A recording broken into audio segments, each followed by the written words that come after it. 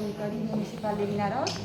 Avui, en aquesta inauguració de l'exposició que us presentem avui, també comencem la programació d'exposicions dins d'aquest edifici municipal. Comencem en una gran exposició, una exposició de Félix Mas, un pintor llampant amb uns colors realment increïbles que ens fan gaudir de la pintura. Una pintura que té com una mescla d'art nouveau, de modernisme, una mescla que té també com un caire oriental. Félix Mas, ara ell us ho explicarà, és un gran il·lustrador, ve del món del còmic i de la il·lustració, i posteriorment se va passar al món de la pintura, que és ara en el que està treballant i en el que se dedica. Ha exposat arreu del món, ha exposat a nombrosos auditoris, ha exposat a nombrosos museus, entre ells l'Ermitage, i després també estem aquí per presentar el llibre de Victòria Penedès, que és el llibre que ara porto aquí en les meues mans. És un llibre que edita l'editorial Antinea. Tots dos van començar-se a conèixer en la Sénia, que és on resideixen, encara que Victòria Penedès és vinarosenca.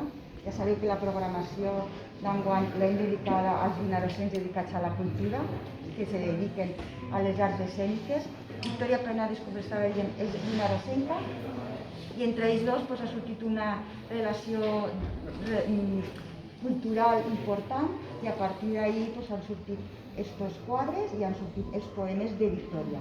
Recomano el llibre, i ara ells dos us faran una mica de presentació, tant dels quadres, de les pintures, com del llibre de Victòria. Gràcies. Bona tarda. Estic molt satisfet i molt content de poder participar en aquesta exposició que m'ha sorprès molt el puesto, que és brillant. M'ha impressionat molt aquest color de les parets, que no és usual a les galeries. I té un valor que fa que la pintura tingui més importància. I referent al meu tema,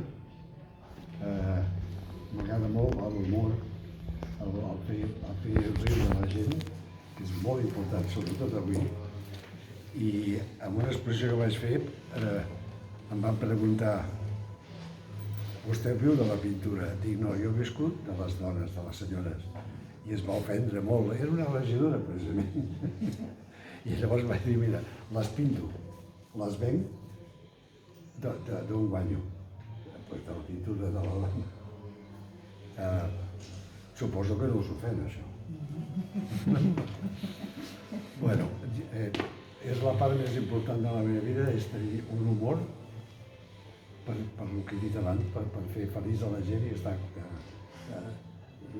no buscar drames, perquè ja en tenim prou de drames. Llavors, Vinaròs és un lloc que el conec fa molts anys.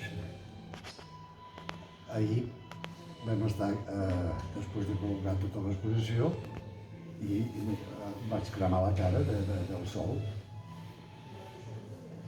Ho he fet expressament per estar d'acord amb el color de la paret i tot això. Poca cosa més pot dir. Jo crec que espero sempre que la gent em digui el que pensa de la meva pintura, no el que jo faig. Torno a repetir, és un plaer per mi estar aquí i espero que pugui fer-ho altre cop. Moltes gràcies per assistir. És un plaer, és una satisfacció que no volia perdre'm, presentar un llibre de poemes justament en un lloc que es diu Auditori Venceslau Iguals de Izco.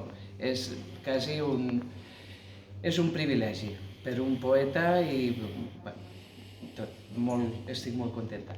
I poca cosa més, el llibre, jo penso que és un llibre preciós, però no per lo que a mi em pertoca, això ja ho decidireu els que el llegiu, no?